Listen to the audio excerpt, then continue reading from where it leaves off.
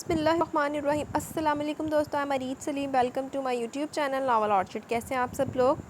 جی تو گائز، آج ہم نے ریڈ کرنی ہے اپنے ناول کی سیکنڈ ایپیسوڈ۔ تو اس سے پہلے اگر آپ نے میرے چینل کو سبسکرائب نہیں کیا تو سبسکرائب کر لیں اور ساتھ میں بیل آئیکن بھی پریس کر لیں تاکہ آنے والی ویڈیو آپ کو ملتی رہے۔ ویڈیو کو لائک شیئر کمنٹ کرنا نہ بھولیں۔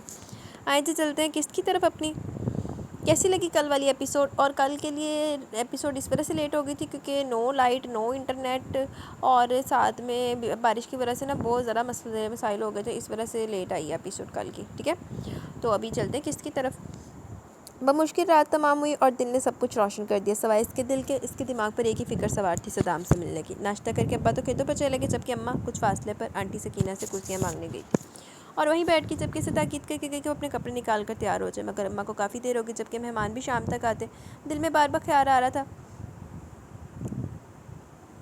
کہ صدام کے پاس چلی جائے۔ تبھی دل کی سنتے اس نے آنٹی زادہ کو کہا وہ کالج آ رہی ہے اور کچھ دیر تک آ جائے گی، کوئی ضروری کاغذات لینے تھے۔ اب ان پڑھ کو کہاں کوئی علم ہونا تھا۔ تبھی سر ہلاتی دروازہ بند کر گئی جبکہ وہ سر پر اچھے سے دوپٹہ جما کر کالج کے راستے پر ہولی کپڑے پہنے معمولی سے تیار ہوئے وہ سیدھی چلتی جا رہی تھی اور گاؤں کے اس نکڑ تک پہنچ گئی جہاں سے عنایت اسے لیتا تھا اور چھوڑتا تھا، مگر آج وہاں کوئی نہیں تھا۔ وہ تو نوابوں کے گاؤں میں آج پہلی بار چلتی جا رہی تھی۔ اس راستوں کی پہچان بس اتنی تھی کہ اسے صدام کے ذاتی ڈیرے کا پتہ تھا۔ وہ دروازہ کھلا دیکھ کر اندر داخل ہوگی جبکہ اندر ہلچل مچی ہوئی تھی۔ اس نے حیرت سے سب دیکھا، پہلی بار اس نے ڈیرے کا اندرونی حصہ دیکھا تھا، ورنہ باغ میں ملاقات ہوتی تھی۔ وہ کنفیوز سی اندر آئی تو عنایت اسے دیکھ کر ایک دم رک گیا اور نگاہ چکا لی جبکہ وہ خود وہیں کھڑی تھی۔ آپ باغ میں آ جائیں، اس نے نگاہ چکا کر کہا۔ تو زرش سر ہلاتی باغ میں چلے گی۔ اسے 20 منٹ ہو چکے تھے انتظار کرتے ہوئے، مگر صدام نہیں آیا۔ نہ جانے وہ اسے کیوں انتظار کروایا تھا، مگر وہ انتظار کر رہی تھی۔ پھر 10 منٹ کے بعد پوری شان سے چلتا ہوا آیا، سیاہ لباس میں نکھرا نکھرا سا، بہت حسین لگ رہا تھا۔ زرش اس کو دیکھ کر اپنی جگہ سے اٹھ گئی، اس کے انداز بدلے بدلے سے تھے۔ کیوں آیا تم یہاں؟ اس نے ترچھی نظر اس کے شاندار حلیے پر ڈالی تو دل اس کی طرف ہمکنے لگا، مگر وہ لاپرواہی بنا رہا۔ نواب جی، اس کے بولنے کی دیر تھی۔ صدام نے اپنے لبوں پر ہاتھ رکھ کر گویا اسے چپ رہنے کا اشارہ کیا۔ اس کی آنکھوں میں سخت آنسو تھا کہ زرش کا دل سہم گیا۔ تمہارا وجود اس وقت ہمارے دل پر تیزاب کا کام کر رہا ہے۔ تم دشمن ہو کر چپ چاپ یہاں سے چلا جائے گا تو زندہ رہے گا، ورنہ تمہارا بوٹیاں کر کے تمہارے گاؤں میں پھینکا دے گا۔ سرد لہجے میں بنا لچک کے بولا تو زرش کی آنکھیں بھیگ گئی۔ آپ ایسا کیوں کر رہے ہیں؟ وہ رو دی اور کچھ اس کے نزدیک ہوئی کہ وہ دور ہوا۔ ابھی ہم تم سے نہیں ملنا چاہتا، تمہیں سنائی نہیں دیتا؟ وہ بھڑکا۔ آج رشتے پر آ رہے کچھ لوگ، وہ سسکتے ہوئے بولی، اس کی بے اتنائی کا دکھ بناتی وہ آج ہونے والے عمل کا۔ ہاں تو اچھا، شادی رچائے اپنا۔ وہ سختی سے بولا، دل میں پکڑ دھکڑ تو ہوئی تھی مگر اس وقت صرف ولی کی نفرت حاوی تھی۔ زرش اسے حیرت سے دیکھے گئی۔ نہیں جو کتا ولی نے کتا وہ تو بھی چیزیں سے کر آسان کر دا پہ تو کیا یہ وہی شخص تھا جس سے میٹھے لہجے کے سوا بات نہیں کرتا تھا؟ نواب جی، اس نے حیرانی کا اظہار کیا اور اس کا ہاتھ پکڑنا چاہ کے اس نے اسے دھکیل لیا خود سے دور۔ تم بھی یہی سمجھتا ہے کہ ہم نے کیا وہ سب؟ وہ خود ہی اس کا ہاتھ جکڑتا سختی سے بولا۔ زرش یہ مانتے ہوئے بھی کہ سب اسی کا کیا وہ نفی میں سر ہلا گئی۔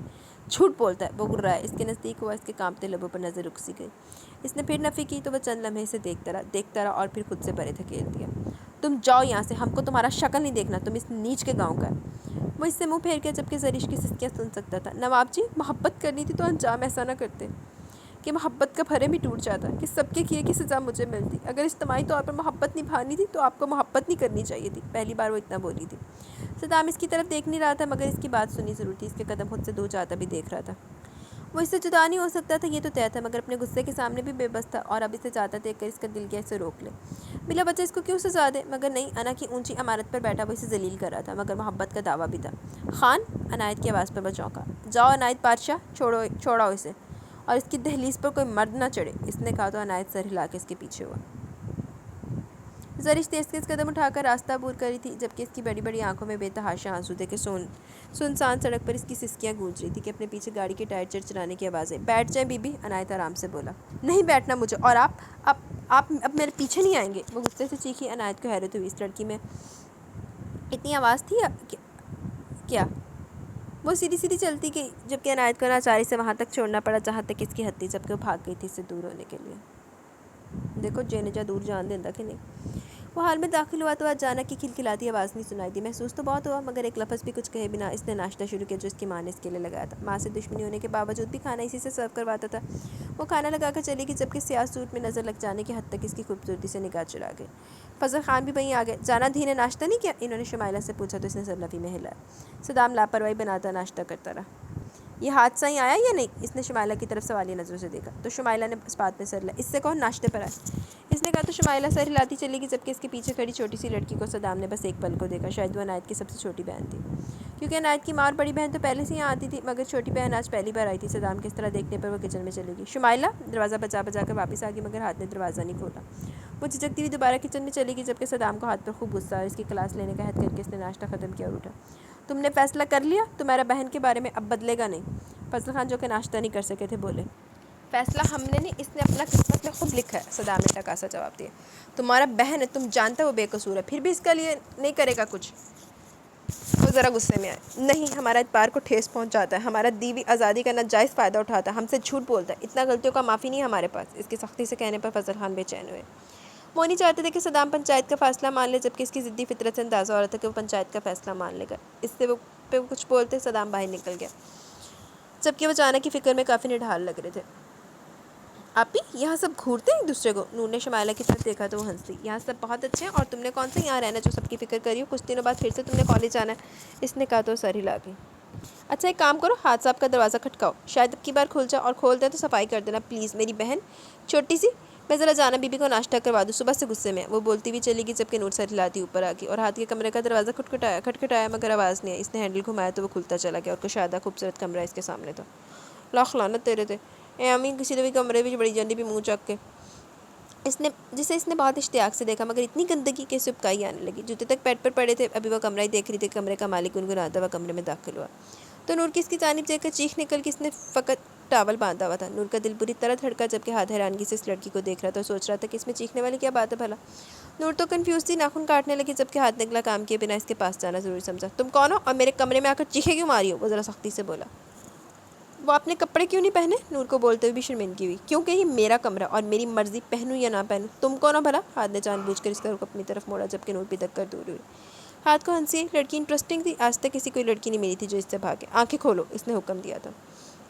نہیں، نور نے نفی کی اور راستہ ٹٹولتی باہر بھاگنے کو ہوئی۔ رکو نور، شمائلہ کی آواز پر ایک دم پیچھے لے گیا۔ نور کہاں ہو؟ وہ بولی۔ نور نے آنکھیں کھولی، وہ بھی ویسے ڈٹائی سے کھڑا تھا، بے شرم۔ آپی؟ نور کے منہ سے ادا ہوا تو ہاتھ اس سے 6 قدم دور ہوا۔ تم شمائلہ کی بہن ہو، وہ جو حویلی کی نوکرانی ہے؟ ہاتھ حیرت سے پوچھ رہا تھا، کیونکہ اس نے شمائلہ کو بھی دیکھا تھا، جبکہ نور اپنے نام کی طرح نورانی تھی۔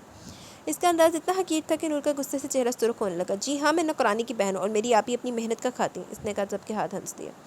تم مڈل کلاس بلکہ لوور کلاس کا بھی اپنا ہی دماغ، اپنی حیثیت کے اثر کو ان بکواس باتوں میں دبا کر چھپانا چاہتے ہو۔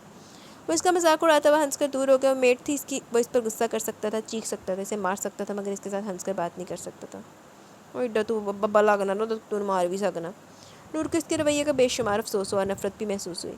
کم از کم ہم آپ جیسے ایک دوسرے کو نوچنے والے نہیں ہوتے، چھوٹے لوگ ہیں، چھوٹی چھوٹی خوشیوں میں خوش ہیں، آپ لوگوں کی طرح نہیں، بڑی بڑی خوشیوں پر بھی بڑی بڑی ناشکری کرنے والے۔ وہ نے خود سے کہتی باہر نکل گئی، جبکہ ہاتھ نے نفرت سے منہ پھیر لیا۔ نوکروں کو منہ لگانا اس کی طبیعت کا حصہ نہیں تھا، مگر وہ لڑکی زیادہ بول گئی تھی۔ بلی بیٹا تم ایسا مت کرو، اماں نے اس کو روکا تو وہ ہنس دیا۔ میری بھولی ماں، زندگی کا مزہ تو اب آ رہا ہے۔ یہ شگن کے ٹوکرے لے کر صدام خان کا خون جل کر راکھ ہو جائے گا، اور مجھے جتنا سکون ملے گا آپ کو نہیں پتا۔ وہ نے تفصیل دیتا ہنسا، آج کل تو بہت خوش رہنے لگا تھا۔ اپنے بھائی کو بھی ناراض کیا ہوا تم نے، جانتے بھی اس کے معاملے کو، پھر بھی تم نے اسے کتنا غلط کہا، انہوں نے کہا تو ولی نے ان کی طرف دیکھا۔ وہ بلا وجہ میرے معاملے میں پاؤں پھنساتا ہے، اسے دشمنی نبھانی نہیں آتی۔ اس نے شانے اچکا کر کہا، اور ان ٹوکروں پر سرخ گلابوں کا گلدستہ رکھ کر اس نے ایک پل کو سوچا، یہ سب دیکھ کر صدام کا منہ کاش وہ خود دیکھ پاتا۔ مگر وقت قریب تھا۔ دل کو خوش کرنے کے لیے اس نے وہ شگن کی مٹھائی، ہیرے کی انگوٹھی، سونے کے تاروں میں جڑا سفید لباس اور پھل وغیرہ صدام کی طرف بھجوا دیا۔ ملازم جب لے کے تو وہ سکون سے بیٹھ گیا۔ اور تم اتنا ہی خوش ہو تو یہ شگن کی مٹھائی مجھے لے کے جانی چاہیے تھی، اماں نے کہا تو وہ سنجیدگی سے انہیں دیکھنے لگا۔ کوئی دلی خوشی نہیں ہو رہی، نہ ہی اس لڑکی کے عشق میں گرفتار ہوا جو آپ کو بھیجتا، یہ تو صدام کی پونچھ پر پاؤں رکھنا تھا، اسی لیے بھیجا۔ وہ ہنسا منہ کو داؤ دینے لگا۔ ولی اللہ سے ڈرو مت، تکلیف دو اس لڑکی پر، کیا گزرے گی؟ بس اماں، ولی چڑا، آپ زیادہ نہ سوچیں، اس نے لاپرواہی سے کہا اور استبل کی طرف نکل گیا۔ اپنے گھوڑے کو دیکھ کر اس کی تصویر اپنے گھوڑے کے ساتھ یاد آئی، دل و دماغ میں انتقامی شعلے سے بھر گئی۔ بڑے بڑے مٹھائی کے ٹوکروں کو ہاتھ نے حیرت سے دیکھا، کیونکہ اس وقت گھر میں بس وہ اور فیروز ہی موجود تھے۔ فضل خان اور صدام دونوں گھر پہ نہیں تھے، جبکہ ماں سمیت نوکر بھی ان ٹوکروں کو دیکھ رہے تھے۔ یہ چودھری ولی کے گھر سے شگن کی مٹھائی آئی، اور پیغام مہندی کی رسم کا ہے، ایک ملازم نے کہا، جس کو ولی کا خاص آدمی ہے سامان دے کر پیغام بھی دے گیا تھا۔ ہاتھ نے فیروز کی شکل دیکھی، جسے پوچھنا چاہ رہا ہو کیا مطلب اس سب بات کا۔ جانتا تو تھا کہ ولی کون ہے، مگر اس کے یہاں شگن کی مٹھائی بھیجنے کی کیا تک تھی بھلا۔ فیروز نے خاموشی سے سامان دیکھا اور بنا ہاتھ کی آنکھوں کا جواب دیا۔ اس نے صدام کو فون ملایا۔ ولی نے شگن کی مٹھائی اور کل مہندی کا پیغام بھیجا، اس نے 2 ٹوک بات بتائی۔ دوسری طرف سے نہ جانے کیا کہا گیا، اس نے فون بند کر دیا اور سر پکڑ کر بیٹھ گیا۔ لالا بتاؤ گے ہو کیا رہا ہے؟ ہاتھ نے بلا کر تنگ آ کر پوچھا۔ جانا اور ولی کی شادی 3 دن بعد ہے، فیروز نے اس کو سکون سے بتایا، جبکہ ہاتھ جو کافی کا خون بھرنے لگا تھا ماتھے پہ کئی شکن لائے اس کو دیکھنے لگا۔ دماغ تو نہیں پھر گیا لالا تمہارا؟ ایسا کیسے ممکن ہے بھلا؟ جانا بہن ہے ہماری، اور اس نیچ ولی سے کیسے؟ کیوں صدام لالا نے کیسے مان لیا یہ فیصلہ؟ اور کیا کس نے یہ؟ وہ غصے سے بولا تو فیروز کو اس کا یوں چیخنا ناگوار گزرا۔ تمہارے بھائی نے مانا یہ فیصلہ، اس سے پوچھو، وہ کہہ کر اپنے کمرے میں چلا گیا، جبکہ ہاتھ بےتابی سے صدام کا انتظار کرنے لگا۔ اگلے 10 منٹ میں وہ حال میں داخل ہوا تو اس کی چال میں غضب تھا، گویا وہ خون چھلکانے کو بےتاب تھا۔ اسے غصے میں آتے ساتھ ہی ایک چیز اٹھا کر حال سے باہر پٹکتی۔ اس نیچ کا ملازم بھی یہاں کیسے آیا؟ وہ دھاڑا۔ سارے ملازم سر جھکا گئے۔ تم لوگوں کو اپنا جان پیارا نہیں ہے؟ اس نے ایک کا گریبان پکڑا، مگر اب بھی کسی نے اس کے سامنے زبان نہیں کھولی۔ حاضر فیروز سمیت ماں بھی اس کو دیکھ رہی تھی، جس کے چہرے پر پسینے کی بوند سی پھوٹی تھی، جو کہ دسمبر کے سخت ٹھنڈے مہینے میں بھی نکل آئی تھی۔ جب تم حامی بھر چکو تو یہ سب کیوں کر رہے ہو؟ فیروز اس کے غضب کے سامنے جو ملازم کو مار ڈالنے کے در پہ تھا۔ تم چپ رہا کرو فیروز خان، تم چپ رہا کر فیروز خان، ہم کو لگتا ہے تم ہمارا سب سے بڑا دشمن ہے، سمجھا؟ تم جھک کر ہماری ناک گراتا ہے، اپنے قابو میں رہا کر۔ وہ دھاڑا فیروز کا منہ سرخ ہو گیا، وہ اسی طرح اس کے ساتھ کرتا تھا۔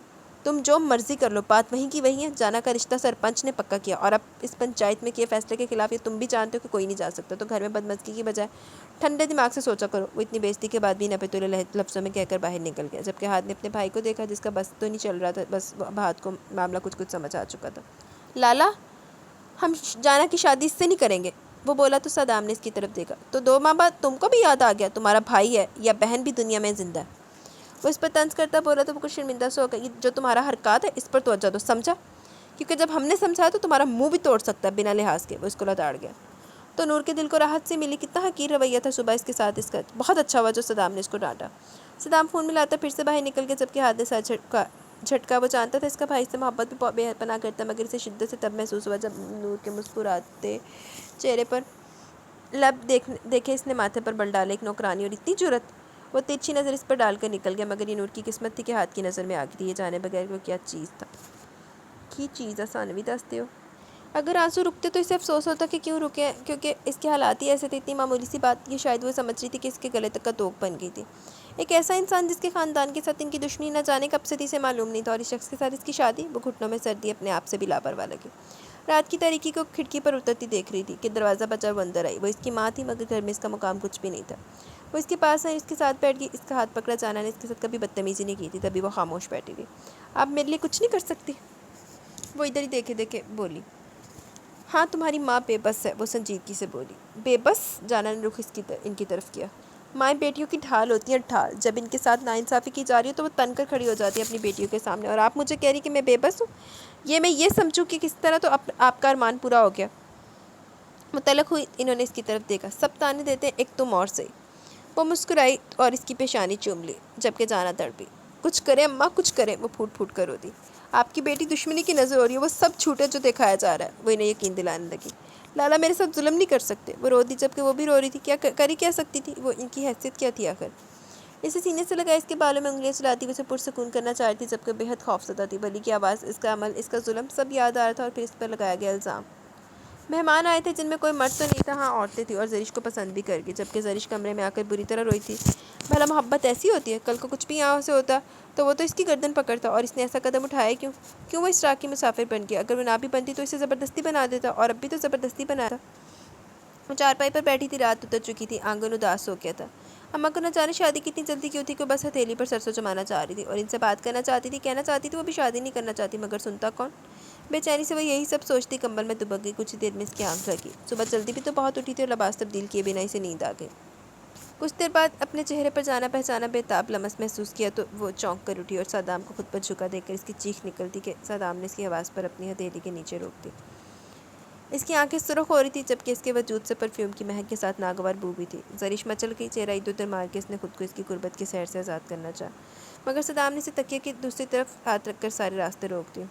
پہلے سویرے تڑفی جانا سی تو ہونا آ گیا، دیکھو بن ٹھن کے لوگوں کے سامنے جاتا ہے، ہمارا محبوب ہو کر کسی اور کے لیے تیار ہوتا ہے، تم کو شرم تو چھو کر بھی نہیں گزرا، نالائق! لڑکھڑاتے لہجے میں مدھم آواز میں بولا۔ زرش نے اپنے ہاتھ کی مدد سے اس کا ہاتھ ہٹایا اور اس کو دور دھکیلا۔ آپ ہوش میں نہیں ہیں، شراب پیا آپ نے؟ وہ بے یقینی ہوئی، اب تک اس نے کبھی صدام کو پیتے نہیں دیکھا تھا۔ ہاں ہوش میں رہتا تو کیسے آتا تمہارے پاس؟ ہمارا انا آنے نہیں دیتا آنے۔ بے ہوش ہونا پڑا، وہ چارپائی پر لیٹتا بولا، جبکہ زرش اس سے دور ہو گئی۔ جائیں آپ یہاں سے، وہ ناراضگی ظاہر کرتی بولی۔ تم زیادہ مت اتراؤ، تم ہمارا ہے، سمجھا؟ وہ مدہوش لہجے میں بولا، آنکھیں نیم تھی۔ صبح تک تو میں کسی اور سے شادی رچا رہی تھی اور آپ نے اجازت بھی دے دی تھی، وہ اس پر طنز کرتی بولی تو صدام کا متھر کہہ ابھرا جسے اس نے ذرا گھبرا کر سنا۔ اماں ابا جاگ جائیں گے۔ وہ پریشان ہوئی۔ ہم گولی سے اڑا دے گا۔ اس نے ہاتھ کے اشارے سے اس پر گولی چلائی۔ زریش کو بالکل اچھا نہیں لگا، وہ خاموش ہو گئی۔ بولو نا سائیں، تمہارا ساتھ صبح ایسا بدل کر چین نہیں آیا۔ پھر تم کسی چھچورا کے ساتھ شادی رچائے ہم جان نہ نکال دیں۔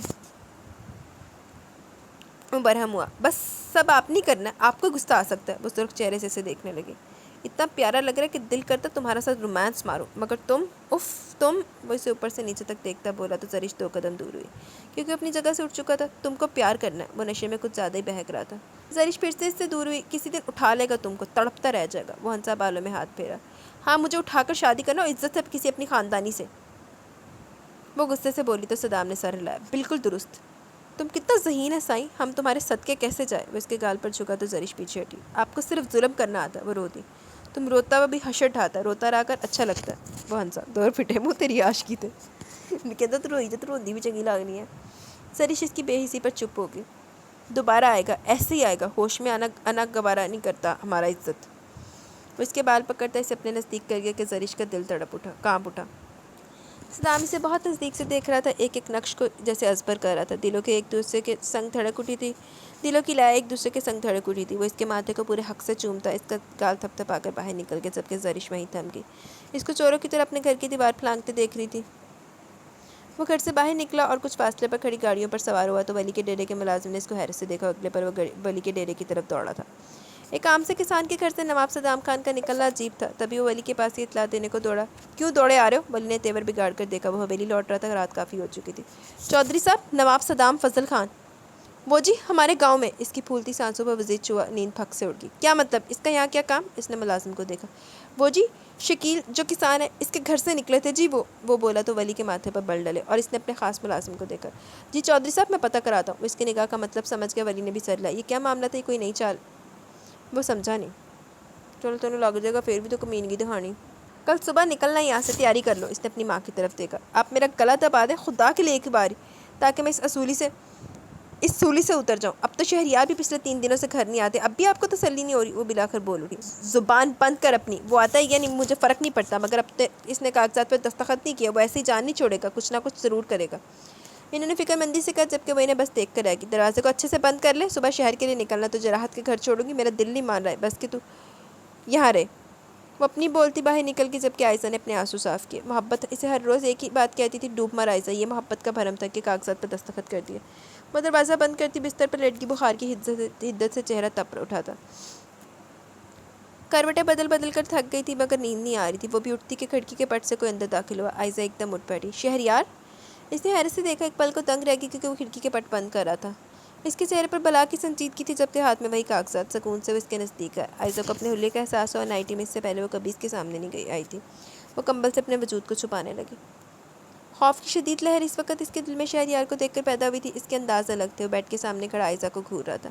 یہ پیپر سائن کر کے تم نے خود کو مجھ سے الگ کر لیا، کیسا لگ رہا ہے؟ سرد لہجے میں پوچھے کے سوال پر وہ شرمندگی کی گہرائیوں میں اترنے لگی۔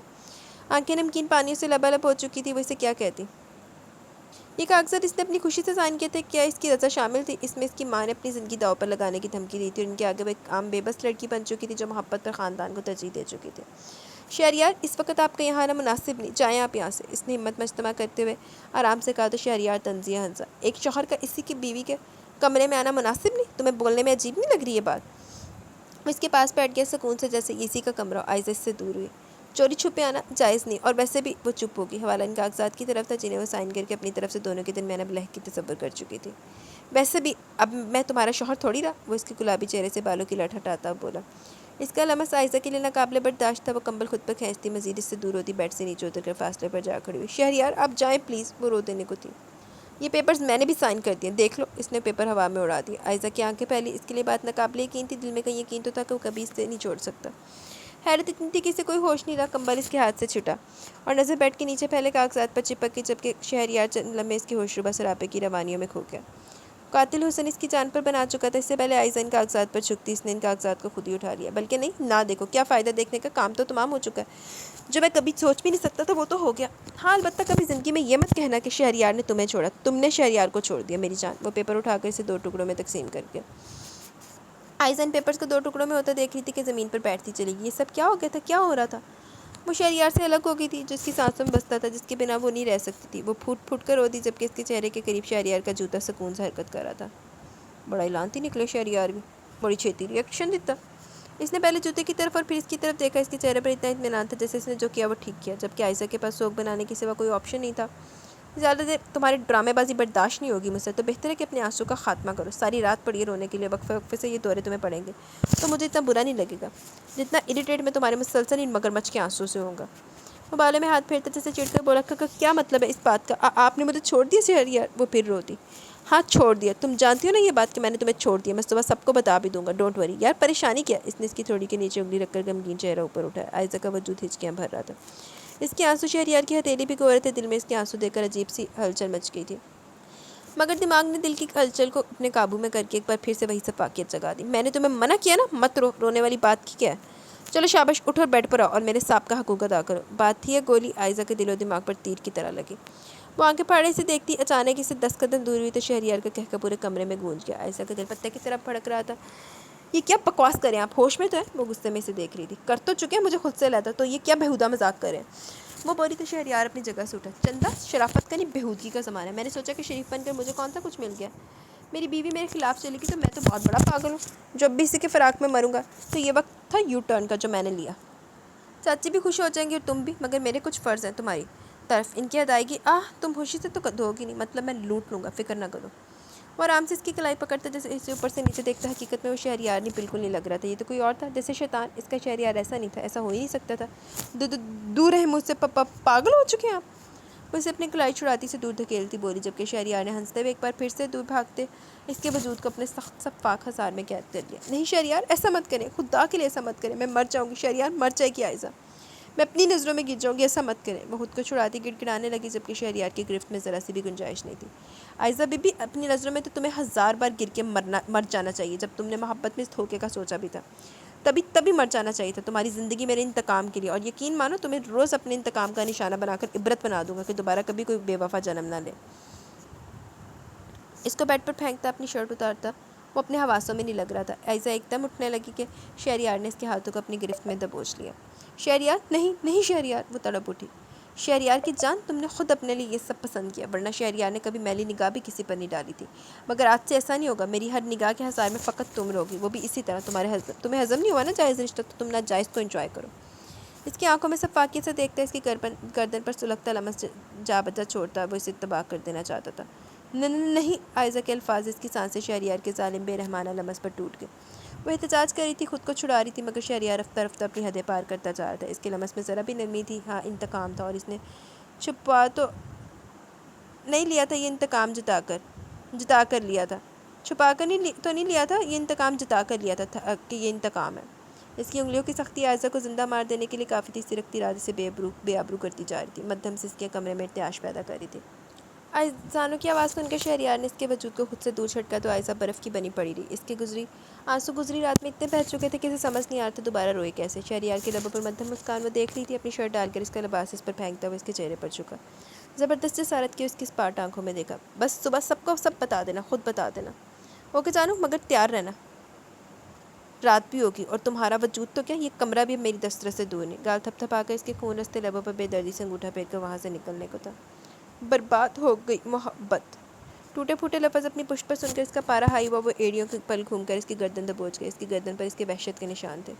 بربادی کی ابتدا کرنے والوں کو اتنا بولنے کی اجازت نہیں دی جاتی. دوبارہ زبان کھولو گے تو اتنا بھی رہنے نہیں دوں گا جتنا چھوڑ کر جا رہا ہوں. وہ ہاتھ ہٹاتا وہ غصے سے بولا. مار دے مجھے. وہ حلق کے بل چیخی، جبکہ شہریار کا زوردار تھپڑ اس کے منہ پر پڑا. آواز مت نکالنا سویٹ ہارٹ، اور مار تو میں نے تمہیں دینا ہی ہے. فکر کیوں کر رہی ہو؟ مسکرا کر وہ سکون سے فلائنگ کس دیتا کمرے سے نکل کے، جبکہ عائزہ شدت سے رو دی. اس کا لمس اپنے وجود سے نوچ دینا چاہتی تھی. وہ تیر کی تیزی سے اٹھی. گھن محسوس ہو رہی تھی خود سے. واش روم کا دروازہ زخمی ہاتھوں سے کھول کر اندر شاور کے نیچے کھڑی ہوگی، جبکہ آنسو تھے کہ سیلاب ملال اس کی رگو میں سما گیا. اسی کی ماں نے اور اسی کی محبت نے اسے بے آبرو کر دیا تھا. کیا منہ دکھائے گی وہ اپنے خدا کو؟ وہ تڑپی. نیکسٹ سے تیار ہوا. وہ ضرورت سے زیادہ پرجوش لگ رہا تھا، ضرورت سے زیادہ خوش لگ رہا تھا. ولی نے اسے گھور کر دیکھا. یہ تمہارے مزاج میں اتنی گرم جوشی کی وجہ؟ اس نے ناشتہ کرتے ہوئے پوچھا تو شہریار ہنس دیا. کیوں؟ مجھے خوش ہونے کا حق نہیں؟ اس نے سکون سے پراٹھے کا لقمہ لیا۔ اور ویسے بھی تمہاری شادی ہے، میں تمہارا بھائی ہوں، خوشی بنتی ہے۔ وہ آنکھوں کے معمولی سے جنبش دے کر بولا۔ صحیح، چلو شکر ہے تم خوش ہوئے۔ عائزہ کا چچی جی کے بارے میں کچھ سوچا؟ ولی نے نارملی پوچھا تو شہریار کی نگاہ سامنے سے آتی چچی پہ پڑی۔ فیصلہ کر چکا ہوں، پیپرز بھی سائن کر دیے، لوگوں کو خوش ہو جانا چاہیے۔ جب واسطہ کوئی نہیں رہا تو حویلی چھوڑنے کی بھی کوئی تک نہیں۔ وہ آرام سے کہتا دادی اور ولی کے لقمے اٹکا گئے، جبکہ چچی نے خوشگواری سے اس کی طرف دیکھا، مگر شہریار کی توجہ کسی پر نہیں تھی۔ پاگل ہو گیا شہریار، تو کیا بولے جا رہا؟ تو نے دستخط کر دیا؟ دادی غصے سے بولی تو اس نے ان کی طرف دیکھا۔ یہ آپ کا تو مسئلہ نہیں، ولی کی شادی ہے، سب اس پر دھیان دے، اور ویسے بھی مجھے چچی کا فیصلہ درست لگا تو میں نے ان کے حق میں فیصلہ سنا دیا، اس میں معیوب تو کچھ بھی نہیں ہے۔ وہ ہاتھ صاف کرتا اپنی جگہ سے اٹھ گیا۔ تمہارا دماغ چل گیا، اپنی بیوی کو چھوڑ رہے ہو؟ ولی غصے سے بولا۔ تمہارا دماغ چل گیا، کسی مظلوم پر ظلم کی تیاریاں کر رہے ہو؟ اس نے اسی اینگل میں کہا تو ولی نے نگاہ چرائی۔ یہ تمہارا مسئلہ نہیں ہے، یہ بھی تمہارا مسئلہ نہیں، بلکہ کسی کا بھی نہیں ہے۔ میں نہیں چاہتا کہ بدمزگیوں میں علیحدگی اختیار کر چکا ہوں۔ وہ اسپارٹ انداز میں کہتا باہر نکلتا کہ ماں نے اس کا شانہ تھاما۔ وہ ان سے نگاہ چراتا ان کا ہاتھ ایک طرف کر کے جلدی سے باہر نکل گیا، جبکہ پیچھے ایک فرد خوش تھے تو دو حیرت کے اثر میں تھے۔ دروازہ بچا کر وہ تھک چکی تھی، مگر عائزہ نے دروازہ نہیں کھولا۔ ان کی خوشی کی انتہا نہیں تھی اور اپنے مقصد میں کامیاب ہو گئی تھی۔ اپنی بہن کے بیٹے کے ساتھ بیاہ کر اپنی دلی خواہش پوری کر لیتی۔ لعنت تیرے وگری ماں تے، بغیرت ماں تے۔ عائزہ کا دروازہ نہ کھولنے نے جذباتی پن لگا تبھی اگنور کرتی ہٹ گئی۔ سکندر، میں نہ کہتی تھی طلاق تو اس سے لے کر آؤں گی، وہ مزے سے اپنے شوہر کو بتانے لگی۔ کیا؟ شہریار نے ان سے مزید الفاظ نہیں بولے کہ ہاں وہ خوش تھی۔ ڈوب مرو اپنی بیٹی کی طلاق پر، خوش ہو رہی ہو؟ وہ غصے سے بولے۔ ارے چپ کریں، آپ کو کیا پتا کیا کچھ رکھا ہی کیا ان دونوں کے پاس؟ جیسا باپ ویسے بیٹے، میرا بھانجا لاکھوں میں ایک ہے۔ وہ سکون سے بولی۔ آج تو جشن منانے کا دن تھا، حویلی کوئی نہیں چھوڑ رہے ہم، جو بھی آپ نے گھر لینے کی بات کی تھی ختم ہوئی، میں یہی خوش ہوں بس، ادھر سے میری عائزہ کی ڈولی اٹھے گی۔ وہ بولی تو سکندر خاموش ہو گئے، اپنی بیٹی کے دل پر گزرنے والی قیامت کا انہیں اندازہ تھا۔ ہونتے جو ہے لانتی ہو، وہ بھی جا کے دیکھ لو۔ شام کے ساتھ چاروں اور پھیلے اور ولی نے پورے گاؤں کا اکٹھا کر کے مہندی کے فنکشن کی ادائیگی کی۔ مختلف کھانے، شور و گل، گھوڑوں کا رقص اور اس قدر بڑی تقریب کے پورا گاؤں جس میں مدعو ہو، اور اتنا شور و گل کہ دوسرے گاؤں تک کی شور و گل کی آواز ہے۔ آتش بازی ساری مخالف گاؤں کے سمت کی گئی، کہکوں کی برسات تھی، چیمک گوئیاں تھیں۔ کیا نہیں تھا؟ وہ بے پناہ خوشی کا احساس صرف اور صرف صدام کو سلگانے کے لیے تھا۔ زرش بھی شامل تھی، سب تماشے میں آنا نہیں چاہتی تھی، مگر ابا اماں زبردستی اسے لے آئے تھے، جبکہ اسے کچھ عجیب سا لگ رہا تھا۔ ولی صاحب اسے بار بار اپنی نظروں کے حصار میں لیے ہوئے تھے، وہ خود میں سمٹتی جا رہی تھی۔ اسے سمجھ نہیں آیا کہ ان کے اس طرح گھرنے کی وجہ اپنا وہم سمجھ کر بار بار چھٹکنے کے بعد وہ اسے احساس ہوا کہ اس کا وہم نہیں، حقیقتاً ولی صاحب اسے گھور رہے تھے۔ تبھی وہ جلدی گھر کو لوٹ آئی، جبکہ وہاں تقریب اب بھی جاری تھی۔ شہریار بھی ولی کے ساتھ شامل تھا، جبکہ پورا گاؤں بھی دادی بلائے لے رہی تھی۔ سفید لٹھے کے سوٹ میں وہ روایتی بھنگڑا ڈالتا انتہا سے زیادہ حسین لگ رہا تھا۔ کالی شکل دا چار بنا کر تو بری چنگے نہ ہوں۔ اس نے گھوڑے پر سوار ہو کر اس نے بینڈ بجوایا اور پورے گاؤں کا چکر لگایا، حتیٰ کہ دوسرے گاؤں کی سین تک وہ بینڈ بجواتا لے گیا۔ اچھی طرح صدام کی روح تک کو وہ سلگا دینا چاہتا تھا، کیونکہ ایک اور مہرہ بھی اس کے ہاتھ میں تھا۔ قدرت نے چاروں شانے اسی کے ہاتھوں سے گرایا تھا۔ اس تقریب میں آنا، ہاں البتہ عائزہ نہیں تھی۔ آوازیں ہتھوڑوں کی مانند برس رہی تھی۔ فضل خان غصے سے اپنے کمرے سے نکلے۔ کیا چوڑیاں پہن لیا صدام فضل خان تم نے؟ وہ پہلی بار غصے سے اس سے بولے جو سلگائے گویا خود کو بھی سلگا رہا تھا۔ تیش کیوں کھاتا ہے بابا سائیں، حکم کر، ٹانگیں توڑ ڈالے گا اس کی۔ وہ سکون سے بولا۔ ہم اپنی جانا کو انہیں نہیں دے گا بس، انہوں نے کہا۔ تمہاری جانا نے بڑا ثواب کا کام کیا جو اچانک اس کی حمایت لینے پہنچ گیا۔ وہ غصے سے بولا۔ اتنا بھی کچھ نہیں کیا اس حرام خور کو دیا ہے اپنے دل کے ٹکڑے کو۔ وہ کچھ مدھم ہوئے۔ واللہ خوب، تم جانے تمہاری جانا جانے، اس نے کہا۔ تم اتنا کٹھور ہے، اتنا تو تمہارا باپ نہیں ہے، وہ تیوری چڑھا کر بولے۔ اس ولی کے نیچے دبے گا ہم، یہ تمہارا دماغ میں بات آیا بھی کیسے؟ تم ٹھنڈا ہو جاؤ، صدام فضل خان مرا نہیں ہے ابھی۔ مدھم آواز میں سے باور کرواتے ان کے چہرے پر کھیلنے والی مسکراہٹ کو ایک نظر دیکھ کر باہر نکلنے لگا۔ کیا کرنے والا ہے تم؟ انہوں نے جاننا چاہا۔ زیادہ لمبا چوڑا اینگ نہیں کرتا ہم، سیدھا سا بات ہے، شادی نہیں ہوگا، اس نے کہا۔ مگر یہ بھی مت سمجھنا تمہاری اولاد کو معاف کر دیا، یہ صرف اپنا پگڑی اونچا کرنے کو ہم نے فیصلہ کیا، اس نے کہا۔ جانا جو سن کر باہر آئی تھی، اس کی بات پر بجھ سی گئی۔ اس کا بھائی اس کی اتنی سی غلطی کی وجہ سے اس سے اتنا دور ہو گیا تھا۔ اس کی پلکیں آنکھیں بھیگی اور غصے سے اس شخص کی موت کی دعا کی جس نے اس پر الزام لگایا تھا۔ گاؤں میں شور و گل تھا، جبکہ عنایت کو اپنے دروازے پر دیکھ کر وہ تھک سے رہ گئی۔ ارد گرد دیکھا، بی بی یہ خان نے بھیجا، آپ اسے جلدی لے لیں، مجھے نکلنا ہے، اس نے بت بنے دیکھ کر وہ تیزی سے بولا۔ زرش نے کامتے ہاتھوں سے موبائل تھاما اور عنایت جیسے پلک جھپکتے غائب ہو گیا، اور زرش زور سے بجتے موبائل کو دیکھنے لگی۔ اس نے کہاں کبھی یہ سب استعمال کیا تھا؟ اس کا دل بری طرح دھڑک اٹھا۔ کیسے اٹھانا تھا اس موبائل کو وہ نہیں جانتی تھی۔ فون بجتے بجتے بند ہو گیا اور وہ کمرے میں اندر بھاگ گئی، کیونکہ اماں ابا کی آواز آ رہی تھی۔ وہ دونوں کچھ پریشان دکھ رہے تھے۔ اس نے بجتے موبائل کو اس نے کپڑوں کے نیچے دبا دیا اور باہر نکل آئی۔ موبائل کی آواز کو کہ اب بھی آ رہی تھی، مگر صرف اس کے کمرے کی حد تک، جبکہ وہ باہر آ چکی تھی۔ مجھے نہیں سمجھ آ رہا چودھری صاحب نے زری دھی کو کیوں بلایا؟ ابا پریشان دکھ رہے تھے، جبکہ زری یہ بات سن کر خود بھی پریشان ہو گئی۔ اسے سمجھ نہیں آیا ایسا کیوں ہوا۔ اماں خاموش تھی. کل صبح ہی بلایا تم لے جانا, میں کھیتوں پر جاؤں گا. انہوں نے لمبا سانس کھینچ کر کہا. نہیں ابا مجھے نہیں جانا, میرا بھلا کیا کام ہے. وہ گھبرائی بولی. زری تھی وہ بڑے لوگ ہیں, ہمارے گاؤں کے چودھری, نہ جانے تم سے کیا کام ہوگا. چلی جاؤ نا, تمہاری ماں بھی تو ساتھ جائے گی. اسے تسلی دے کر وہ اندر چلے گی. جبکہ اماں نے اس کی طرف دیکھا. اس کی آنکھیں بھیگ سی گئی, اسے ڈر لگ رہا تھا, نہ جانے کیا ہوگا. تبھی اس کی آنکھیں بھیگی اماں چپ چاپ کمرے میں چلے گی. جبکہ وہ سولی پہ لٹکی دوبارہ کمرے میں آئی تو فون بج رہا تھا. وہ جانتی تھی فون بس اسی کا آ رہا ہوگا, اور جس طرح فون چیخ رہا تھا اس کے غصے کا اندازہ ہو رہا تھا, مگر وہ کچھ نہیں کر سکتی تھی کیونکہ اسے فون استعمال نہیں کرنا آتا تھا. اوپر سے ولی کے بلاوے نے اس کے اوسان خطا کر دیے تھے. تم اس کو موبائل دے کر آیا بھی ہے کہ نہیں, وہ چیخا. غصے سے برا حال تھا. عنایت کو اپنی شامت صاف دکھائی دی. خان میں انہی کے ہاتھ میں دے کر آیا تھا. اس نے جیسے اسے یقین دلانا چاہا. جبکہ اس کی بات پوری ہونے سے پہلے صدام نے اس کے منہ پر تھپڑ کھینچ مارا. تمہارا کوئی محبوب ہوتا تو تم یہ الوؤں والی حرکت نہ کرتا. اس کو کہاں چلانا آتا ہے, جاہل ہے ہمارا محبوب بھی. وہ غصے سے بھنا رہا تھا. عنایت ایک لفظ بھی نہیں بولا. وہ اکثر اس پر غصہ نکال دیتا تھا. کچھ دیر ادھر سے ادھر چکر کاٹ کے اس نے پھر عنایت کو دیکھا. کل وہ حرام خور بارات لائے گا. وہ موبائل بیڈ پر پھینکتا بولا. جی خان. عنایت نے اسبات میں سر ہلایا. تو تم کوئٹہ سے آتا ہے اس کا گاڑی کو اڑا کر اس کا ٹانگیں توڑ نہیں سکتا. یہ کام ہم کو خود اپنے ہاتھوں سے کرنا ہوگا. وہ سختی سے بولا. خان ہو جائے گا. عنایت نے سر ہلایا. وہ کل صبح جائے گا مگر واپس اپنے قدموں پر نہ آئے. شام تک آئے گا, یاد رکھنا. اس نے جیسے یاد دہانی کروائی. ہو جائے گا خان. اس نے پھر یقین دلایا تو صدام نے سر ہلایا اور ایک بار پھر زرش کو فون ملا کہ شاید وہ اٹھا لے, مگر اسے سخت غصہ ہے. وہ لڑکی دنیا سے کتنا دور تھا, یہ بات تو بھول گیا کہ اس نے خود ہی سے دنیا سے دور رکھا ہوا تھا. دن کا سورج نکلا تو زرش جائے نماز سے اٹھی. ساری رات اسے نیند نہیں آئی. اماں نے اس کے کمرے کا دروازہ بجایا تو اس کا دل اچھل اٹھا. وہ جانتی تھی کہ وہ اسے کس لیے بلا رہی ہیں. تبھی وہ اٹھی اور کانپتے ہاتھوں سے دروازہ کھولا. اس کی روئی بھی گھبرائی بھی آنکھیں دیکھ کر انہوں نے اسے اپنے سینے سے لگا لیا. پریشان کیوں ہوتی ہے میری دھی, میں ساتھ ہوں نا, چل. انہوں نے کہا تو ان کا ہاتھ سختی سے تھامتے ان کے ساتھ ہو لی. کچھ دیر میں وہ حویلی پہنچ کے پہلی بار حویلی آئی تھی. بڑی بھی بیٹھی تخت پر. اماں نے ان کے ہاتھ پر پیار کیا تو انہوں نے سر ہلایا اور تسبیح کرتے آنکھوں کے اشارے سے آنے کی وجہ جاننی چاہیے. وہ جی میری دھی کو چھوٹے چودھری صاحب نے بلایا تھا جی. اس نے کہا تو انہوں نے حیرت سے اس کی طرف دیکھا. بھلا ولی کا کیا کام تھا اس چھوکری سے. انہوں نے سوچا بیٹھنے کا اور اندر پیغام بھجوایا. وہ توجہ سے اس کی جانب دیکھ رہی تھی جو بری طرح گھبرا رہی تھی. اور کچھ ہی دیر میں اندر سے بلاوا آ گیا. تم یہی بیٹھو, چودھری جی نے صرف لڑکی کو بلایا. نوکرانی بولی تو اس نے اماں کا پلو تھام لیا. نہیں, وہ روتنے کو تھی. اے چل جا, میرے پوتے کو اور بھی کام ہے. وہ غصے سے بولی تو اماں نے اسے اشارہ کیا. خود اللہ سے دعا کرنے لگی کہ سب خیر ہو. جبکہ زرش خوفزدہ سی اندر آئی. یہ کمرہ ہے چودھری صاحب کا, اندر چلی جاؤ, اور احتیاط سے. غصے کے تیز ہے, نوکرانی کہہ کر چلی گئی. جبکہ زرش کی ہمت اندر جانے کی نہیں ہوئی تھی, مگر وہ کچھ ہمت کر کے دروازہ بجا کر اندر آئی تو بڑی ڈریسنگ کے سامنے کھڑا بال بنا رہا تھا. شیشے میں اس کا عکس دیکھ کر مسکرایا. او آؤ آؤ, تمہارا تو کل سے انتظار تھا. سناؤ کیسی جا رہی ہے صدام فضل خان سے عاشقی. ویسے زبردست, کل دیکھ کر اندازہ ہو گیا اس کی چوائس کمال ہے. وہ جیسے بولا تھا زری زمین میں گرتی جا رہی تھی. ارے رونے کیوں لگی, تمہاری جیسی لڑکیوں کے لیے باتیں عام ہی تو ہیں. تمہارے منہ سے تمہیں میرے منہ سے اپنی تعریف لگتا ہے پسند نہیں آئی. وہ پرفیوم خود پر چھڑکتا صوفے پر بیٹھ کر 1 منٹ کو اس نے گھڑی کی طرف دیکھا. زرش کے آنسو اس کے اپنی جوتی پر گرنے لگے. ہاں چلو ٹھیک ہے, تم اپنی عاشقی برقرار رکھو, مگر اب اس میں چودھری ولی کی شمولیت ہوگی. اب تم اس کمینے کو میرے لیے الو بناؤ گی. نہیں, چانے کی زرش سختی سے بولی. ناممکن تھا, ولی سے زیادہ گھٹیا اس نے کسی کو آج تک نہیں پایا تھا. اچھا. ولی اپنی جگہ سے اٹھا اس کے مقابل آ گیا. جبکہ زرش اس سے خوف کھا کر 2 قدم دور ہوئی اور باہر جانے کے لیے پٹ تولنے لگی. جبکہ ولی نے اس کی کلائی پکڑ کر سختی سے موڑ دی. ذرا زبان چلائی تو چونٹی کی طرح مسل دوں گا. تم اب یہی رہوگی, سمجھی, باقی بات تم سے آ کر کروں گا. وہ اس کو چھٹکتا باہر نکل گیا. جبکہ زرش اپنے منہ پر ہاتھ رکھ کر پوری طرح روتی.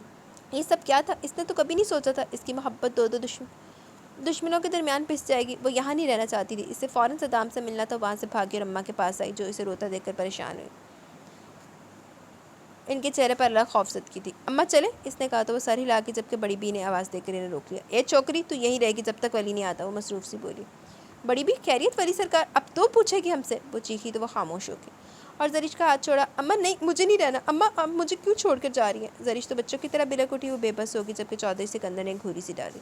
اے اتنا ڈرامہ کیوں کری ہے, کل چلی جائے گی تو اپنے گھر چل جا اب رقیہ کے ساتھ کچن میں. اور تو بھی جا, سر میں درد کر دیا. وہ خود سے بولی تو اماں خاموشی سے باہر کی جانب چل دی. جبکہ زرش سسکتی رہی.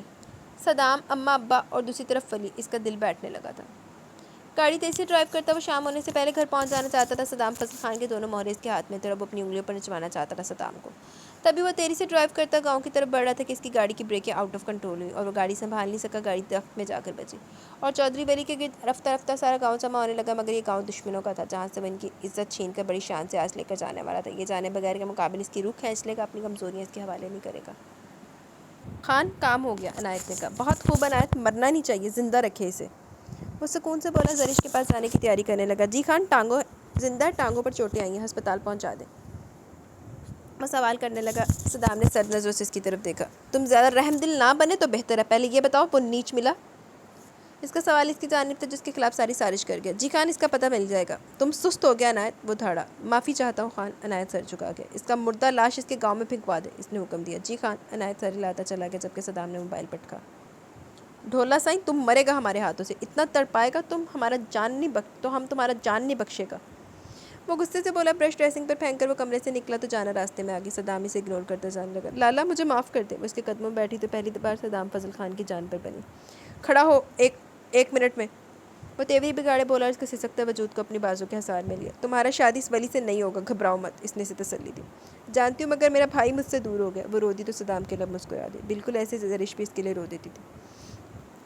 دل اس سے ملنے کو اور مچلنے لگا، مگر صدام لبوں سے ایک بھی لفظ کہے بنا اس کے سر پر ہاتھ رکھتا باہر نکل گیا۔ جانا جانتی تو اپنے اصولوں کے خلاف کبھی نہیں جا سکتا۔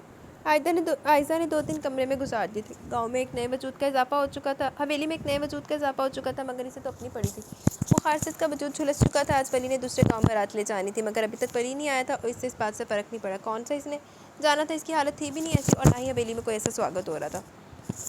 اماں سے تو بات بھی نہیں کر رہی تھی۔ خود ہی کمرے سے نکل کر وہ کچن میں آئی تو پانی کی پیاس سے گلے میں کانٹے ہو گئے۔ اس نے پانی پینا چاہا کہ کسی نے نرمی سے اس کی کمر میں ہاتھ ڈال کر اسے خود میں بھیجنے کے عائزہ کی چیخ نکل گئی جسے شہریار کے ہاتھ نے سخت گرفت میں دبا دیا۔ چھوڑے۔ وہ خود کو چھڑانے لگی۔ اتنی سی قربت پر خود کو آگ میں جھونک لیا۔ لگتا ہے تمہیں مزید وقت دینا چاہیے مجھے، وہ ہنسا۔ گھٹیا انسان ہے آپ، وہ غصے سے بولتی اس سے الگ ہوئی۔ اچھا، مجھے نہیں پتا تھا، ویسے یہ بات ابھی پتہ چلی ہے، مجھے پہلے تو نہیں پتا تھی۔ وہ اسے زج کر رہا تھا۔ ویسے لاکھ دی لعنت یہ شہریار تھے، آپ کتنے غلیظ ہیں، وہ سسکی۔ سب کے سامنے شریف ترین انسان شخص اندر سے کیا تھا اسی کی عزت کا لٹیرا۔ وہ سوچ ہی رہی تھی کہ زریش اچانک ہی کچن میں آ گئی۔ عائزہ نے اس کی جانب دیکھا، اس سے پہلے شہریار متوجہ تو وہاں سے غائب ہوگی۔ عائزہ کو حیرت ہوئی، اس لڑکی کو تو پہلے کہیں دیکھا تھا اس نے۔ کتنے دیکھ لیا؟ دور رہے مجھ سے، انتقام تو لے ہی لیا آپ نے۔ وہ اپنی توجہ سامنے اچھے سے تیار شیار شخص پر کرتی بولی، جبکہ شہریار مسکرا کر اس کی آنکھوں کے پھولے پپوٹے دیکھ رہا تھا۔ اچھا، تمہیں ایسا کیوں لگ رہا ہے یہ انتقام ختم ہو گیا؟ وہ اس کے نزدیک ہوا جبکہ عائزہ اس سے پھر سے دور ہوئی۔ شہریار مجھے بخش دے، مت گرے اتنا، وہ سسک اٹھی۔ میں گراؤں؟ میں؟ عائزہ بی بی تم گری ہو، محبت کی دھجیاں تم نے بکھیری، میں تو اس کے چیتھڑے تم نے بکھیری ہیں، تو اس کے چیتھڑے تمہیں اتنے برے کیوں لگ رہے ہیں؟ وہ اس کا ہاتھ سختی سے جکڑتا اسے اپنے نزدیک کر گیا جبکہ عائزہ کا دل بیٹھ گیا۔ اس کی انگلیوں کی بے بات حرکت اپنی کمر پر محسوس کر کے وہ تڑپ اٹھی، مگر مقابل اس پر رحم کھانے کے ارادے نہیں رکھتا تھا۔ وہ اس سے دور ہونا چاہتی تھی۔ چھوڑیں، وہ چیخی۔ آواز بند کرو، وہ اس سے ذرا چیخا۔ حویلی میں چونکہ سب باہر کی جانب تھے، جبھی سے آوازوں کی پرواہ نہیں تھی۔ محبت کو ذلیل کر دیا تم نے، اور وہ جو آپ کریں، وہ اس کی گرفت پر پھڑ پڑائے، جبکہ شہریار نے اسے مزید خود سے نزدیک کیا۔ اس کی قربت میں عجب مدہوشی تھی۔ لعنتی بغیرت، کیا کر رہا ہوں میں؟ بس اپنے سابقہ کا حقوقی تو وصول کر رہا ہوں۔ اس کی گردن پر اپنی انگلیوں کا لمس چھیڑتا وہ مزید اس پر جھکا تو عائزہ نے اپنے جسم کی گویا پوری طاقت لگا کر اس کو خود سے دور جھٹکا۔ شہریار نے سنجیدگی سے دیکھا۔ میں خود کو مار لوں گی، سمجھے آپ دفع ہو جائیں یہاں سے۔ وہ بری طرح روتی اپنی کلائی پر چھری رکھ گئی، آنکھوں میں ایسا تاثر تھا کہ آر ہو جائے یا پار۔ شہریار نے اس کی جانب دیکھا اور باہر نکل گیا۔ وہ اس کو نقصان پہنچا کر بھی نقصان نہیں دینا چاہتا تھا۔ تبھی وہ چپ چاپ نکل گیا جبکہ وہیں بیٹھی سسک اٹھی۔ کس کو بتایا آخر؟ کون تھا اس کا؟ ماں نے تو یہ سب کروایا تھا، اور باپ اس کو دیکھتا ہی کب تھا؟ اور باقی سب تو کیسے اپنے کسی کو اپنے لوٹنے کی داستان بتائے۔ اس کی سسکیاں گھٹی گھٹی پورے کچن میں گونجی تو زریش جو کب سے باہر کھڑی تھی اس سے رہا نہ گیا، وہ اندر آ گئی۔ معافی چاہتی ہوں بی بی جی، مگر آپ ایسے مت روئیں، وہ کچھ جھجکتی بولی جبکہ عائزہ نے اس کی طرف دیکھا، اپنے آنسو صاف کیے۔ وہ اپنی جگہ سے اٹھی، زریش کو لگا اسے برا لگا، تبھی وہ خاموشی سے باہر جانے لگی کہ عائزہ کی آواز پر رکی۔ تم کون ہو؟ یہاں کیا کر رہی ہو؟ خود کو سنبھالتی وہ سنجیدگی سے بولی۔ وہ چھوٹے صاحب نے بلایا تھا جی، اور انہوں نے کہا یہی رو۔ زریش کو رونا ہے جبکہ عائزہ کو ولی پر غصہ ہے۔ ایک بھائی اس کی زندگی برباد کر رہا تھا جبکہ دوسرا کسی معصوم کو تکلیف پہنچا رہا تھا۔ تم مت رو، چلی جاؤ اگر جانا چاہتی ہو، وہ بولی لہجے میں مضبوطی تھی۔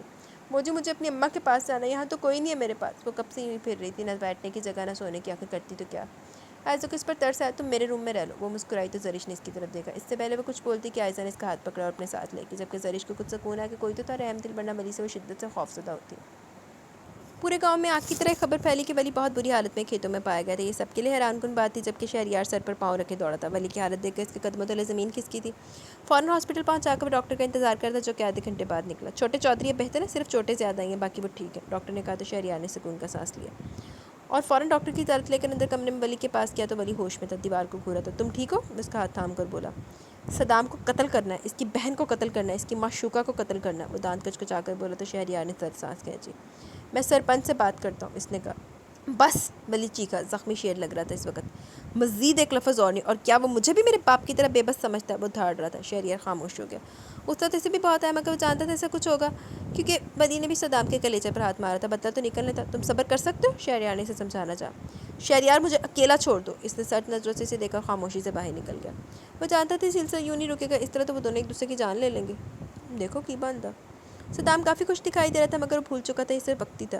حال میں بیٹھا سگریٹ کی کش لیتے وہ زرش کے بارے میں سوچ رہا تھا۔ اسے وقت نہیں مل سکا کہ اس کے پاس آنے کا اور اسے موبائل کا طریقہ سمجھانے کا۔ وہ چاہتا تھا اس کے موبائل کی ٹون بار بار بجے اس کے میسج سے، مگر افسوس وہ کب ان آشکانہ طریقوں کو جانتی تھی، جبکہ آج تو جشن کا دن تھا۔ ولی کو اس کی اوقات اور حیثیت اچھے سے یاد کرا کر وہ کافی خوش لگ رہا تھا کہ اس کا موبائل بجا۔ نمبر دیکھ کر اس کی بات کھلی۔ حکم سردار، وہ دوستانہ لہجے میں بولا تو مقابل کی جانب سے کہکا ابھرا۔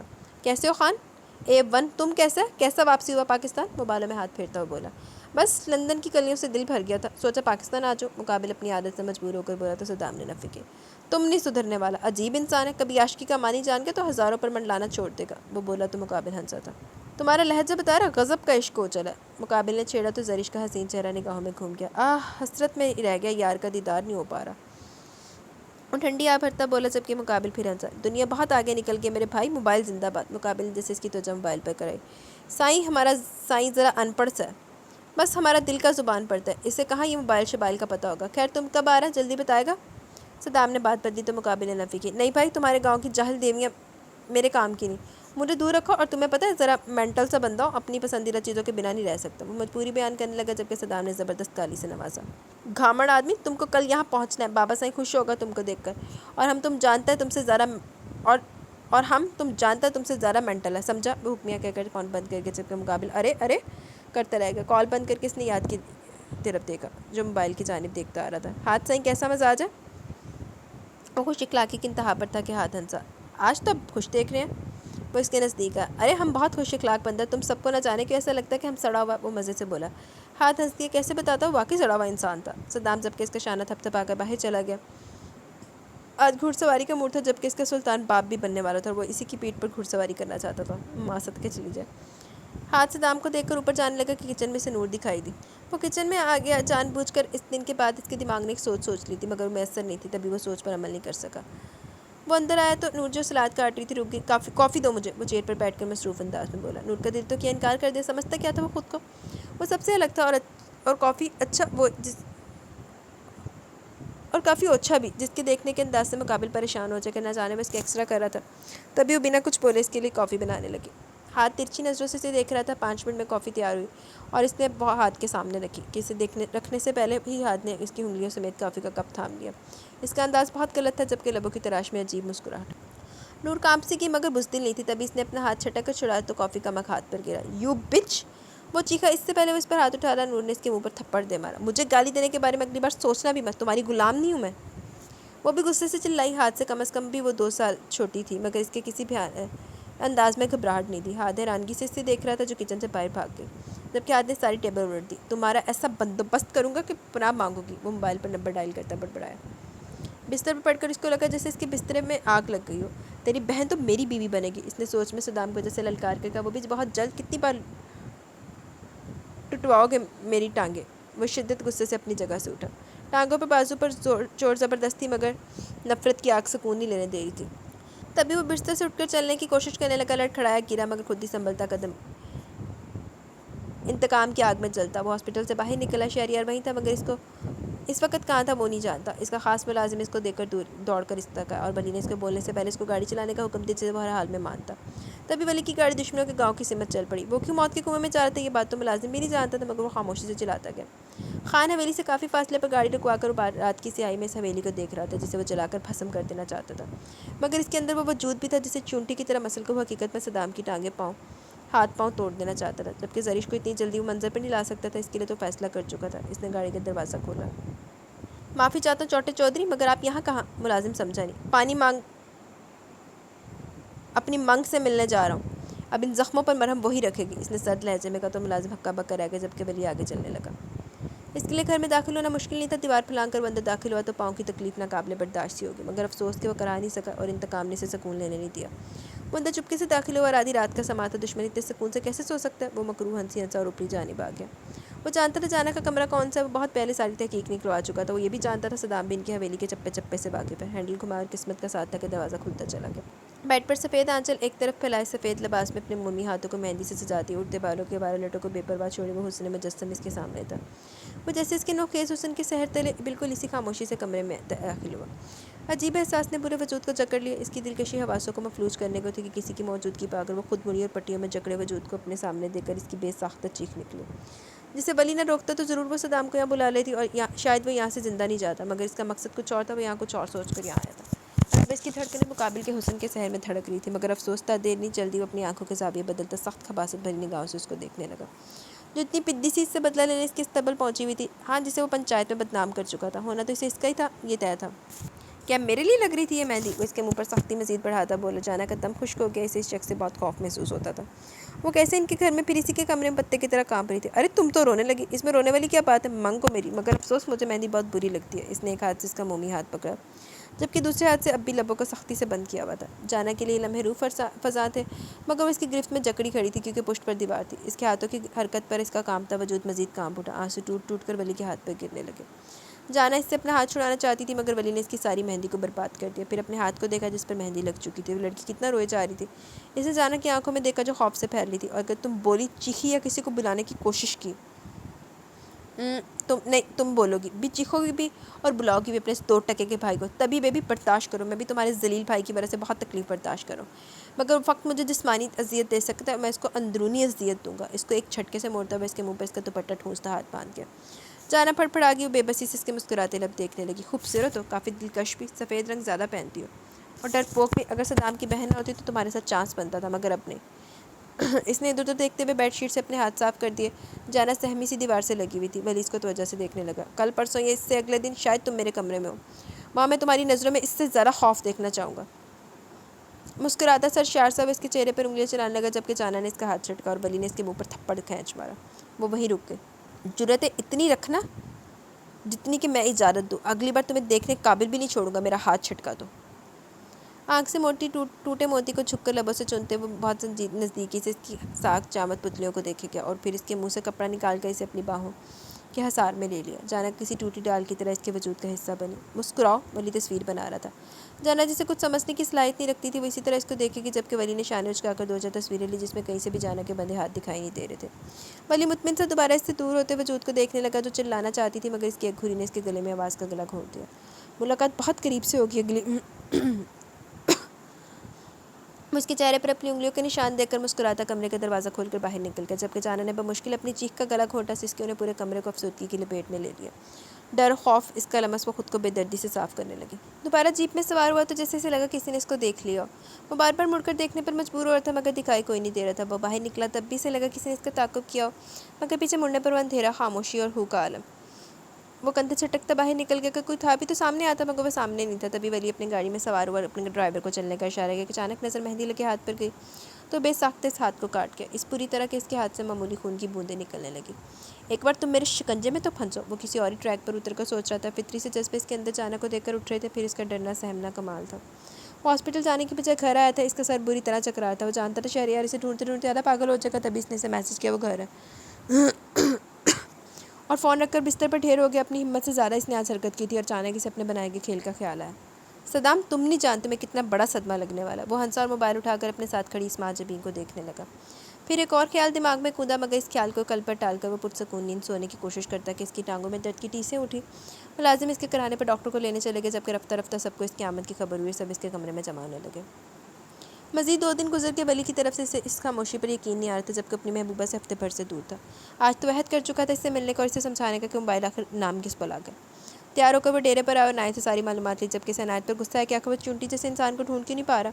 سست ہو چکا تم، بالکل سلطان کی محبوبہ کی مافک۔ چلو مانتا ہے اس کا تو مسئلہ سلطان بگڑا، تمہارے ساتھ کون سا تکلیف ہو گیا؟ وہ غصے سے بولا، جبکہ اس کی مثال پر نائر شدید شرمندہ ہو گیا۔ ابھی وہ جواب دیتا کہ اس کے سیل فون کی بیل بجے۔ اس نے کھولا، ان نون نمبر تھا جس سے کچھ تصاویر بھیجی گئی تھی۔ اس نے تصویریں کھولی تو گویا اس کے سر پر پہاڑ ٹوٹ پڑا۔ یہ سب جانا کی تصاویر ولی کے ساتھ، جبکہ اگلی تصویر زرش کے ساتھ، اور نیچے ٹیکسٹ میں پوچھ رہا تھا اس کے ساتھ کون سی جچتی ہے۔ صدام کے تن بدن میں آگ لگی، جبکہ دل کو پتنگے سے الگ لگے۔ اب سمجھ آیا کہ زرش اتنے دن میں ایک بار بھی نہ ملنے کو آئی، یعنی اس کی حقیقت ولی جان چکا تھا۔ صدام نے موبائل زمین پر پھینک کر مارا اور تن فن کرتا حویلی کی جانب آ گیا۔ जाना, वो एक बार फिर बिल्कुल इसी तरह धाड़ा जबकि जाना की चीख निकल के फूट फूट कर रोती। वो जानती थी सदाम क्या सवाल करेगा, वो क्या जवाब देगी, इसे समझ नहीं आ रहा था। इसकी दूसरी धाड़ पर वो कमरे से निकली जबकि भूखे शेर की तरह इस पर झपटा। अगर माँ बीच में ना आती तो इसे जान से मार देता। इसने आज अपने आप को अपनी माँ से नहीं छुड़ाया। छोड़ दे मुझे, तुम्हारा कमरे में वो नापाक इंसान, और तुमने 2 दिन तक हमको बताने का जहमत नहीं किया। तुम्हारा दिल मैला है, हमने तुम पर यकीन ही गलत किया, साला हम है ही उल्लू का पट्ठा। और धाड़ रहा था, बेकाबू हो रहा था। हाथ भी हंगामे की आवाज़ सुनकर कमरे में आकर मंजर देखकर भाई की जानिब दौड़ा। लाला, इसने इसे रोका जो रोती हुई जाना को भस्म कर देना चाहता था। जाना अपनी सच्चाई बयान करना चाहती थी मगर अब भी इसकी गलती थी। अपनी बुज़दिली और खौफ से इसने किसी को कुछ नहीं बताया जबकि लाला को पता चल चुका था। शाम इस नीच ज़ात से इस कमज़रफ़ का शादी है और इसके बाद हमारा तरफ से तुम्हारा औलाद जहन्नम बसल हो। अपने बाप को फैसला सुनाता हुआ हाथ को छटक कर बाहर निकल गया जबकि जाना थक से रह गई। बाबा साईं, बस जाना, तुम हमको तो बता सकता था, वो अफसोस से बोले।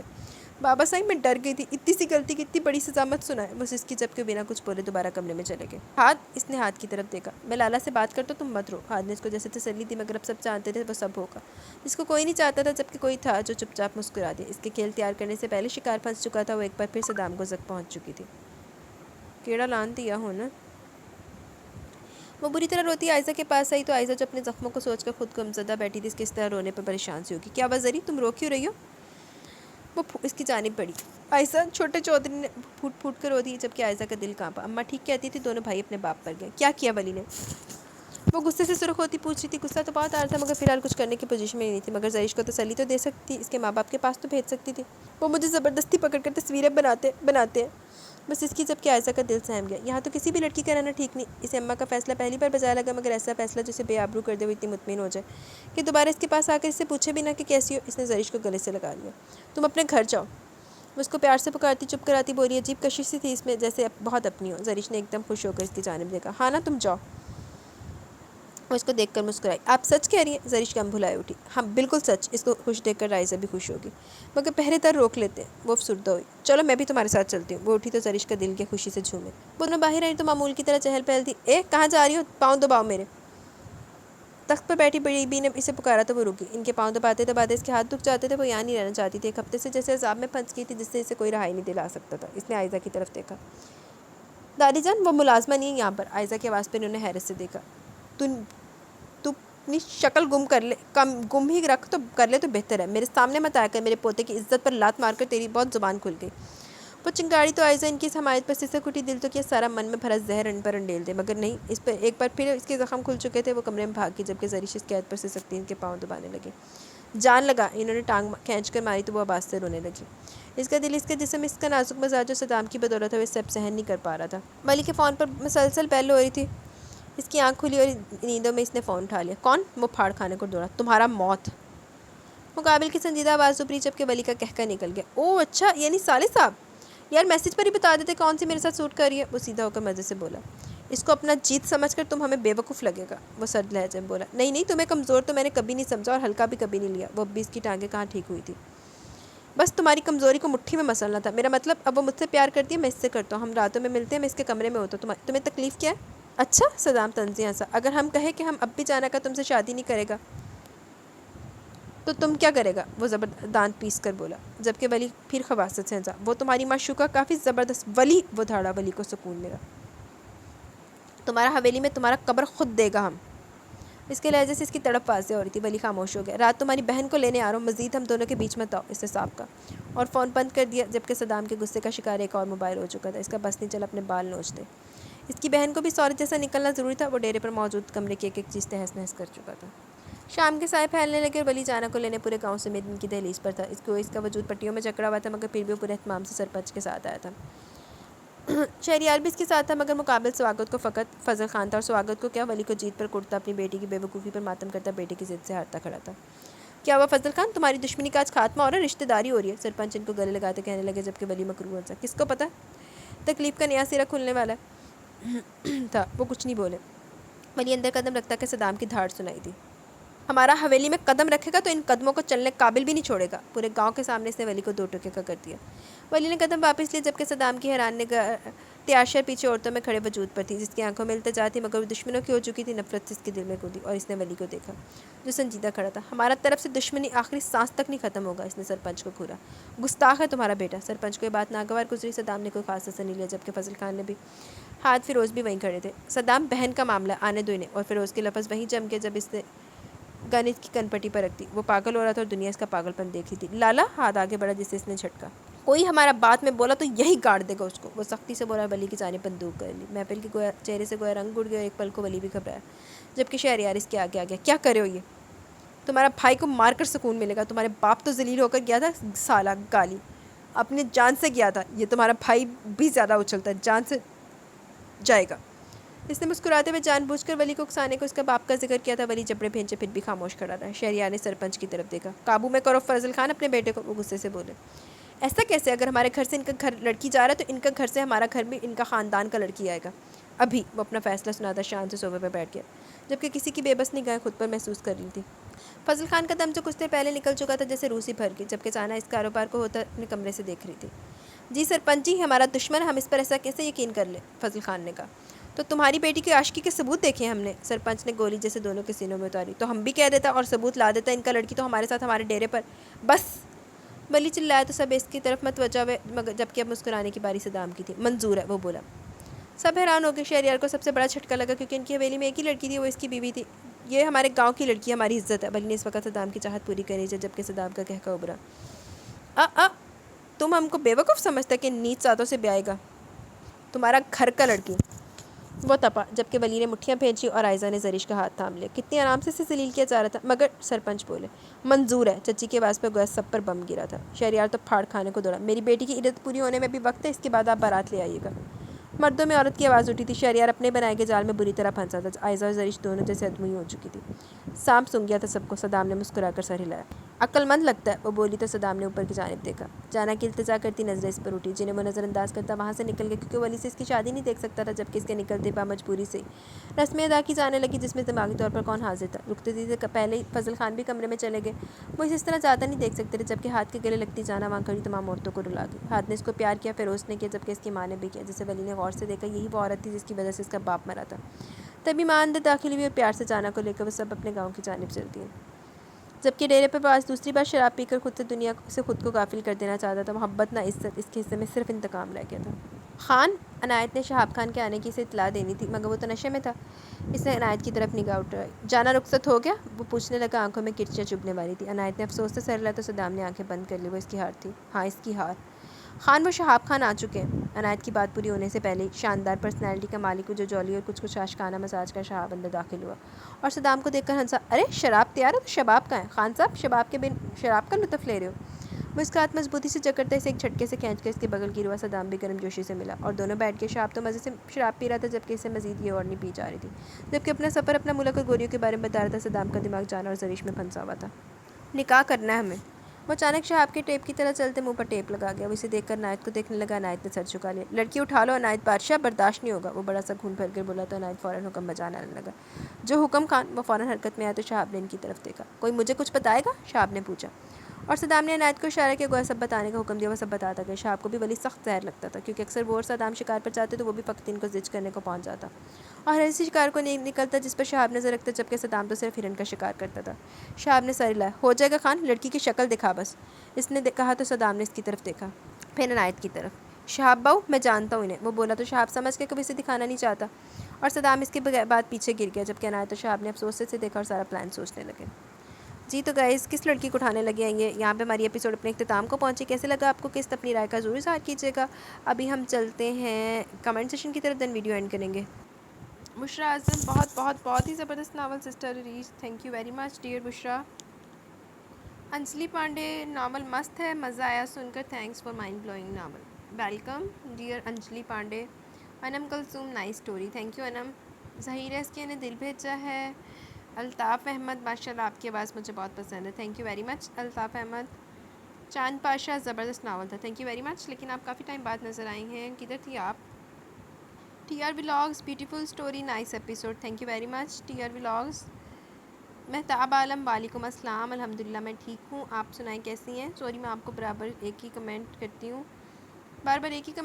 ہوں، پر یار پلیز آپ مجھے بتا دیں کہ عمل کریں گی آپ یا نہیں پلیز۔ یار مجھے وہ اس پہ فورس نہ کریں، اس اینڈنگ کی سیڈ ہے، اس میں ہیرو مر جاتا ہے تو میرا تو موڈ ہی خراب ہو جاتا ہے اس چیز پہ۔ میں اس طرح کی ناولس پڑھتی نہیں ہوں، میں نے تو جسٹ اس کو ایک دفعہ پڑھا، وہ بھی میں مغالطے میں پڑھ لیا، اس کے بعد تو میں نے آج تک کبھی نہیں اس کو پڑھا، حالانکہ وہ بھی اچھا ہے۔ اس کے بعد وہ متائے جاں والا بھی، اس میں بھی ہیرو مر جاتا ہے، تو میں ایسے ناول نہیں پڑھتی۔ الطاف احمد، مجھے آپ کی کمنٹری بہت اچھی لگتی ہے، ناول سے بھی اچھی، thank you very much dear. جی تو گائز یہاں پہ کمنٹ سیشن بھی اپنے اختتام کو پہنچا، کیسا لگا آپ کو ایپیسوڈ؟ اپنی رائے کا ضرور اظہار کیجیے گا، کیسا لگ رہا ہے یہ ناول؟ یہ میرا موسٹ فیوریٹ ناول ہے، آپ کو کیسا لگ رہا ہے بتائیے گا ضرور۔ اب مجھے اجازت دیں، انشاءاللہ جلد ملیں گے نیو ایپیسوڈ کے ساتھ، تب تک کے لیے بہت سارا خیال رکھیں، دعاؤں میں یاد رکھیں، اللہ حافظ جی۔